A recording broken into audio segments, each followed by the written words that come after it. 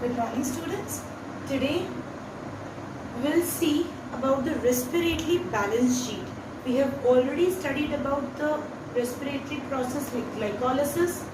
We have studied Krebs cycle, and just prior to the Krebs cycle was a very short part, that was decarboxylation of pyruvic acid. Oxidative decarboxylation, which I told is not a part of Krebs cycle, but the product which is formed, acetyl coenzyme A, it is involved in the Krebs cycle. Okay, so now we'll see, we are seeing respiratory balance sheet because we'll see how many ATPs were produced, how many NADH2 or FADH2 was produced, and ultimately what amount of total ATPs we'll get at the end of all these process. We have not included electron transport system and oxidative phosphorylation because in that no new ATPs or NADH2 are produced. In that just the NADH2 which is being produced already in glycolysis and Krebs cycle and decarboxylation of pyruvic acid.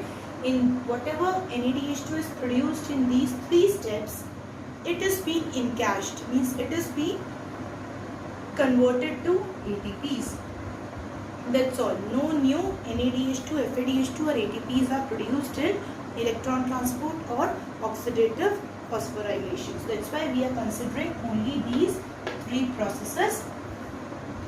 So in glycolysis, if you remember, we get two ATPs, okay, and we get one NADH2, or in fact we get 2 NADH2. We are writing 2 NADH2 because that is a cycle is when the cycle gets completed, when the glycolysis gets completed at the end, okay, we can see that we get 2 ATPs and 2 NADH2. Now with this, I already told 1 NADH2 is worth 3 ATPs, so 2 NADH2 will be worth 6 ATPs. So total we get 6 plus 2, here 6 ATPs from NADH2, and here 2 ATPs, which comes to 6 plus 2, 8 ATPs. Now when we talk about decarboxylation of pyruvic acid, in that there was no ATP produced, there was only 2 NADH2 produced. Okay. Now actually there was only one NADH2 produced, but I already told that pyruvic acid, there are 2 molecules of pyruvic acid which is formed in glycolysis. So that Krebs cycle along with this decarboxylation will go twice. It will be occurring 2 times. That's why in decarboxylation of pyruvic acid, 1 NADH2 is produced, but since it occurs 2 times, that's why we have written 2 NADH2. And again, as I already told, 1 NADH2 is worth 3 ATPs, so 2 NADH2 will be worth 6 ATP. So in this decarboxylation of pyruvic acid, 6 ATPs will be produced. Now comes the Krebs cycle. In Krebs cycle, we get 2 ATPs. Okay. Now, if you remember, again I'm repeating, the cycle is going twice. Actually, we get in one cycle when one molecule of pyruvic acid undergoes that Krebs cycle, so 1 ATP is generated. If you remember, when succinyl coenzyme A converts into succinic acid, so GDP gets converted to GTP, and GTP gives rise to 1 ATP. And since that cycle goes on twice, because there are 2 pyruvic acid which undergoes Krebs cycle, that's why we have written 2 ATP. In one cycle there will be 1 ATP formed, in second cycle there will be second ATP formed. Now let's see about NADH2. There are 3 NADH2 produced, okay, and there is 1 FADH2 produced. When was the FADH2 produced? When succinic acid was converting into fumarate. So at time 1 FADH2 was produced and 3 NADH2 were produced. And again, this is 1 NADH2 is worth 3 ATPs. So 3 NADH2 will be worth 9 ATPs. Okay. 1 NADH2 is worth 3 ATPs, and so 3 NADH2 will be worth 3 into 3, 9 ATPs. But we have written 18 because this cycle goes on twice. Okay, so that's why if we multiply 9 into 2 we will get 18. Despite of writing 2 here, it will be more better if we write 2 here. Means 3. Okay, or we can write here this way: 3 NaDH2. 1 NaDH2 is worth 3 ATPs. 3 NaDH2 is worth 9 ATPs. Okay, and it's coming 9 and 9 into 2 because the cycle is going on twice. So 9 into 2, 80 ATPs will get here from NaDH2. Now, if we talk about FADH2, 1 FADH2 is worth 2 ATPs. So this here there is only 1 NaDH2, so it will be 1 into 2, 2, and since it is occurring, despite of writing here directly, let's write here this way: 1 FADH2 is worth 2 ATPs, so 1 into 2, it comes to 2, and again this cycle is going on for 2 times, so we'll get total 4 ATPs.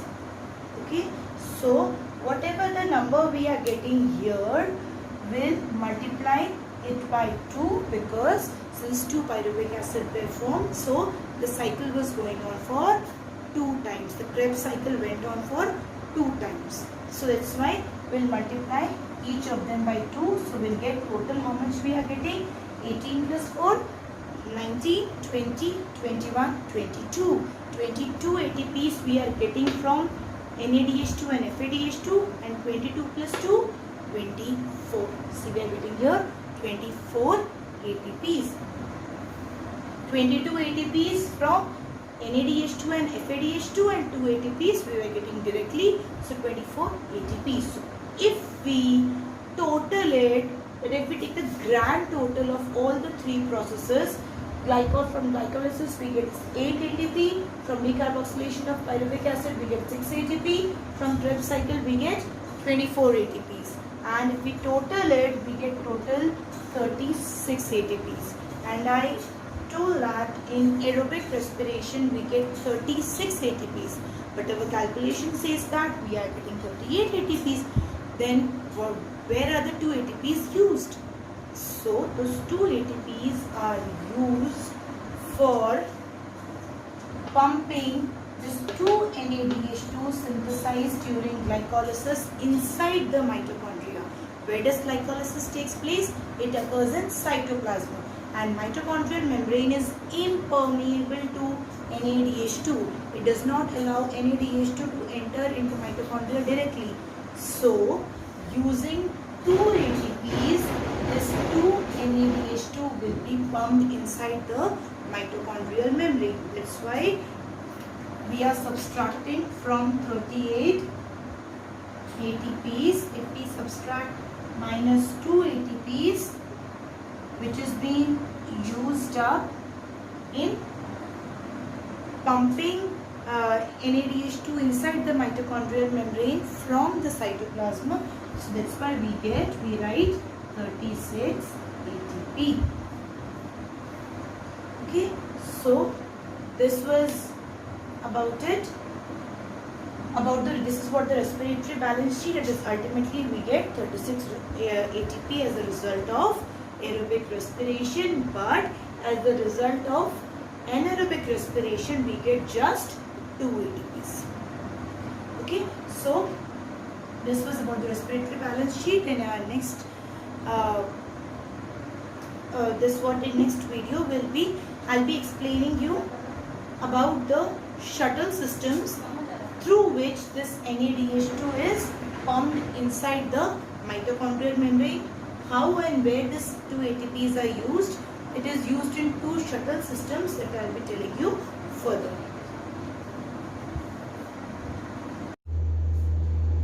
Yes, so this is what is the shuttle system. We have 2 types of shuttle system working in plants, that is glycerol phosphate shuttle system and malate aspartate shuttle system.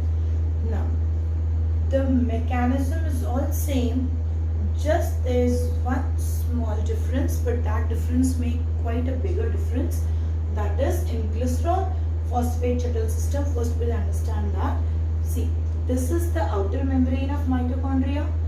This is the, or we can say this is the cell membrane, basically cell membrane, and this is the mitochondrial membrane. This is cell membrane, this mitochondrial membrane.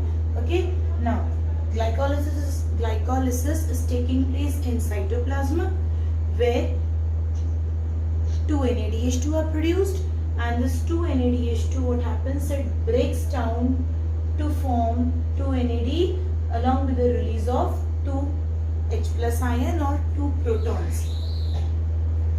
These protons are actively pumped inside the mitochondria. These protons cannot be pumped directly by passive transport. These protons needs to be actively pumped inside the mitochondria, and where these protons combine with FAD to form FADH2, or we can say FAD gets reduced by accepting proton to form FADH2, and this FADH2 is worth 2 ATPs.